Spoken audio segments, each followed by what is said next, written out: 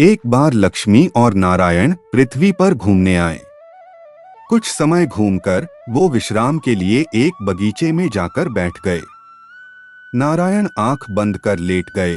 लक्ष्मी जी बैठकर नजारे देखने लगी। थोड़ी देर बाद उन्होंने देखा कि एक व्यक्ति शराब के नशे में धुत गाना गाते जा रहा था। उस व्यक्ति को अचानक ठोकर लगी तो उस पत्थर को लात मारने और अपशब्द कहने लगा। लक्ष्मी जी को बड़ा बुरा लगा। अचानक उस व्यक्ति की ठोकरों से पत्थर हट गया और वहां से एक पोटली निकली। उस शराबी व्यक्ति ने उठाकर देखा तो उसमें हीरे जवाहरात भरे थे। वो खुशी से नाचने लगा और पोटली उठाकर चलता बना। लक्ष्मी जी हैरान हुई। उन्होंने पाया ये व्यक्ति बहुत झूठा, चोर और शराबी है। सारे गलत काम करता है। इसे भला ईश्वर ने कृपा के काबिल क्यों समझा? उन्होंने नारायण की ओर देखा मगर वो आंखें बंद किए मग्न थे। तभी लक्ष्मी जी ने एक और व्यक्ति को आते देखा। बहुत करीब लगता था मगर उसके चेहरे पे तेज और खुशी थी। कपड़े पुराने थे किंतु साफ थे। तभी उस व्यक्ति के पांव में एक बहुत बड़ा शूल यानी कांटा घुस गया।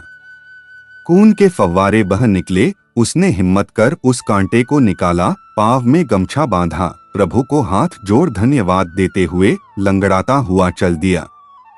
इतने अच्छे व्यक्ति की ये दशा। उन्होंने पाया नारायण अब भी आंख बंद किए पड़े हैं मजे से।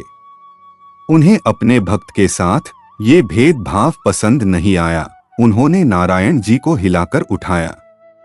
नारायण आंखें खोल मुस्कराए। लक्ष्मी जी ने उस घटना का राज पूछा तो नारायण ने जवाब में कहा, लोग मेरी कार्यशैली नहीं समझे। मैं किसी को दुख या सुख नहीं देता, वो तो इंसान अपनी करनी से पाता है। यूं समझ लो मैं एक अकाउंटेंट हूं। सिर्फ ये हिसाब रखता हूं कि किसको किस कर्म के लिए कब या किस जन्म में अपने पाप या पुण्य अनुसार क्या फल मिलेगा। जिस अधर्मी को सोने की पोटली मिली, दरअसल आज उसे उस वक्त पूर्व जन्म के सुकर्मों के लिए पूरा राज्य भाग मिलना था, मगर उसने इस जन्म में इतने विकर्म किए कि पूरे राज्य का मिलने वाला खजाना घटकर एक पोटली सोना रह गया। और उस भले व्यक्ति ने पूर्व जन्म में इतने पाप करके शरीर छोड़ा था कि आज उसे शूली यानी फांसी पर चढ़ाया जाना था, मगर इस जन्म के पुण्य कर्मों की वजह से शूली एक शूल में बदल गई। अर्थात ज्ञानी को कांटा चुभे तो उसे कष्ट होता है, दर्द तो होता है, मगर वो दुखी नहीं होता। दूसरों की तरह वो भगवान को नहीं कोसता, बल्कि हर तकलीफ को प्रभु इच्छा मान, इसमें भी कोई भला होगा मानकर हर कष्ट सहकर भी प्रभु का धन्यवाद करता है। तो आगे से आप भी किसी तकलीफ में हो तो विचारिए, सिर्फ कष्ट में हैं या दुखी हैं। सच्चे दिल से प्रभु पर विश्वास से आपकी आधी सजा माफ हो जाती है और बाकी तकलीफ सहने के लिए परमात्मा आपको उसे खुशी खुशी झेलने की हिम्मत और मार्गदर्शन देते हैं।